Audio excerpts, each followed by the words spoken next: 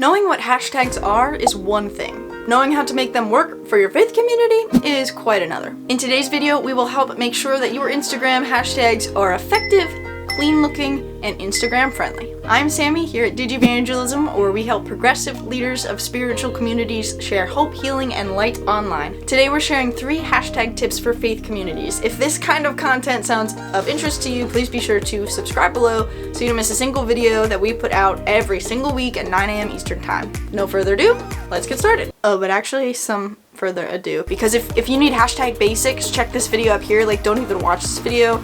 Instagram hashtags for churches, that's our first video on hashtags. This is a little more advanced. Let's hit it. Hashtag tip number 1. Research tag options. Researching hashtag ideas for apps like Instagram and TikTok, it does not have to be a difficult or time-consuming process. In fact, researching can really just mean looking up other profiles, other users that are in your location or in your niche, and just using whatever hashtags they're using. Maybe not all of one person's, but you can mix up a couple people's. You really want to look for a mix of tags, like location-based tags, topic-based tags, denomination or religion-based tags. You could even review the social media accounts of other people of faith that you look up to, that you aspire to be like online, and just see what tags they're using. It's really not stealing, it's all public. Hashtag tip number 2, put the tags in the comments. One easy practice that helps your post look clean looking is to put the tags, the hashtags, in the comments rather than in the post itself. No, this is not necessary to do, it's not required. It'll still work if you don't do it. But taking your hashtags out of the post and putting them into the comment section, it keeps your post looking clean. People can focus on the words and the image rather than seeing all your tags in there too. Hashtag tip number 3. Mix up the sets of hashtags that you use. We mentioned this one in our original hashtag video, but it's worth repeating because you need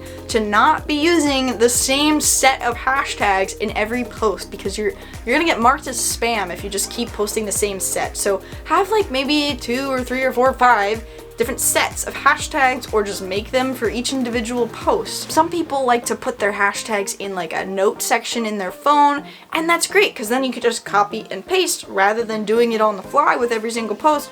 But again, if you're doing the same set of like 10 or 20 or whatever hashtags, Instagram's gonna say this is like a bot or something, and they're not gonna show your post to as many people. So keep a few separate sets, or just make them with every new post. Whatever you do, be sure to keep in mind tip number 1 and research the hashtags before you use them. That's it, really, that's it. Now it's your turn. Keep your hashtags looking clean, well researched, and adequately mixed. And while you're up to it, be sure to follow us on Instagram. Say hello, we'd love to chat with you on there. Today we brought the knowledge, now it's your turn. Put it into action.